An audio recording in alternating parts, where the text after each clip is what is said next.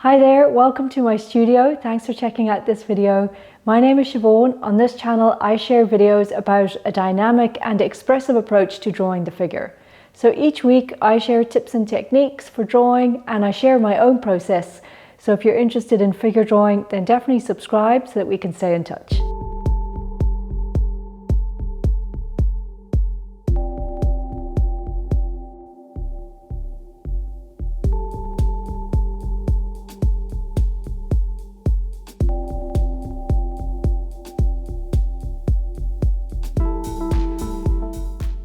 I get asked a lot on this channel about what paper is best to use for figure drawing or for life drawing, or what paper do I specifically use in these videos. And the short answer is newsprint paper, but the long answer requires a trip to Cape Town to pick up some expensive etching paper. In this video, I'll talk about my personal preference when it comes to paper, with a disclaimer at the start though, that I am not an expert in any way on paper. This is really just to show you the paper that I like to draw on. But first of all, let's talk about newsprint paper. Okay, so this is the paper that I tend to draw on the most, and probably this is because my whole life drawing experience was built on newsprint paper. But newsprint is good for a couple of reasons.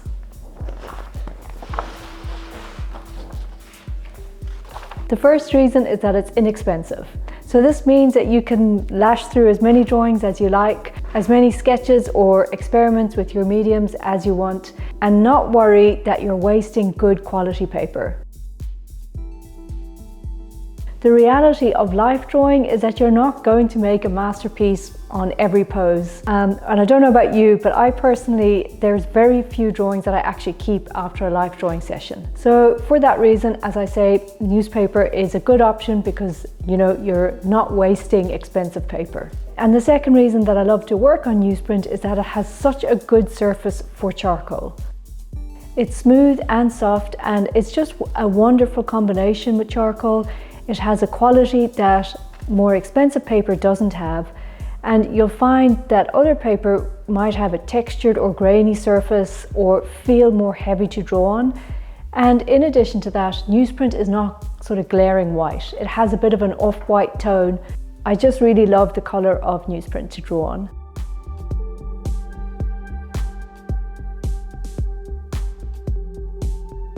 The downside to newsprint though, because it's so cheap or inexpensive, it degrades really quickly. It's very thin, super light paper, and it will actually turn yellow in a matter of days if you leave it exposed to light. So if you do make drawings on newsprint that you want to keep, then I suggest you spray them with fixative as soon as you can, keep them covered away from light, and see if you can even try and frame them. Framing newsprint is also a bit tricky because it's so light, it might buckle or warp underneath the glass, but talk to a framer if you do want to frame a newsprint drawing and try and keep it for as long as you can. So for the most part, in general, for these videos, for a daily practice session or for life drawing, I will tend to use newsprint paper. But when I want to make more considered work, or aim or work towards making more finished drawings, then I'll choose more expensive paper. So I wanted to take you with me on a trip to the art store to show you the type of paper that I go for and that I like to work with. So let's go.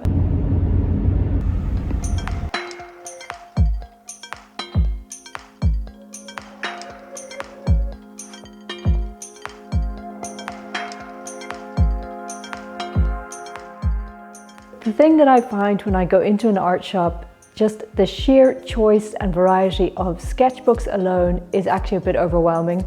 Personally, I never know which one to choose. The other thing is that I'm actually not that keen on sketchbooks. I'm not very comfortable working in a sketchbook. I never have been. I much prefer drawing on loose sheets of paper, so I rarely go for sketchbooks if I want to buy good quality paper. What I'll do is I'll usually bypass the sketchbook section and head down to the even more overwhelming and confusing area of the art store, and that's the section that has all the etching paper. Now, here's where it gets very complex.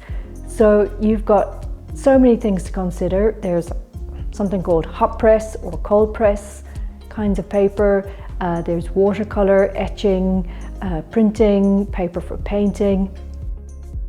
Again, this is where I'm not an expert.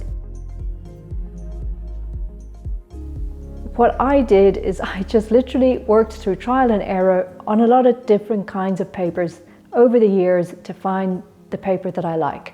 And I finally settled on a paper that I really think for me is the best paper, and that's called, this one here, it's called Fabriano Rosaspina.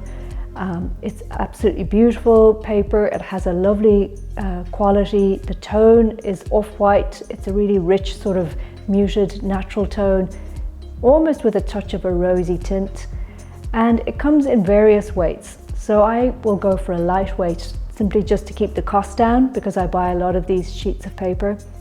But you can try out if you would like, you know, different weights and see how that works.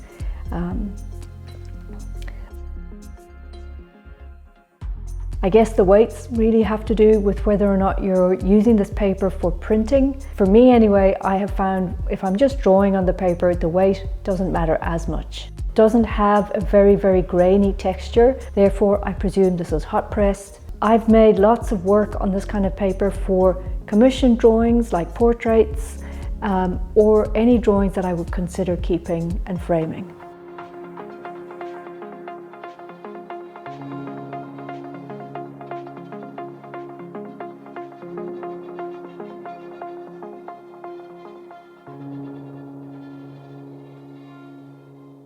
So now I am back in the studio, and I just wanted to show you what I normally do, because you know I'm working now with these very, very large sheets of paper. That is sometimes not really suitable when you're making drawings. What I would normally do is break these up into smaller pieces of paper.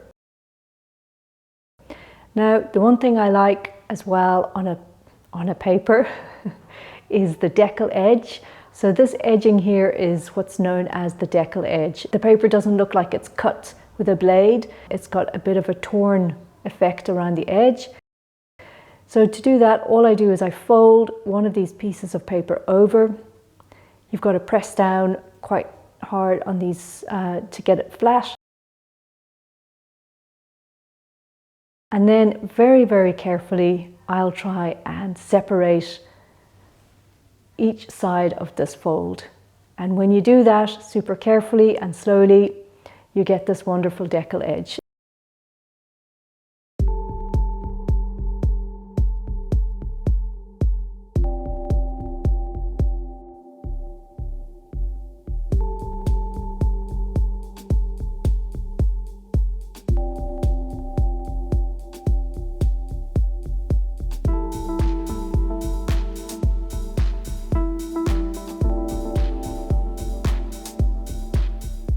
So this gives me actually a nice choice of different sizes, and depending on the work that I want to do, if it's, again, as I say, if it's a commission for a portrait or if it's just a drawing, or sometimes I like to do monoprints or monotypes, you know, now I've got a nice selection or variation of sizes.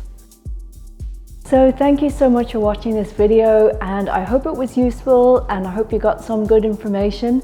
I'd love to hear what paper you work with. So if you've got some good recommendations for the types of paper that you find is really good for figure drawing or for life drawing, please comment below and let me know. So hopefully by next week I'm going to have some decent drawings to show you, or to show the process of drawing on this Fabriano paper. So stay tuned next week. Please give this video a like if you think it's worthwhile. Subscribe to the channel if you haven't already so that we can stay in touch.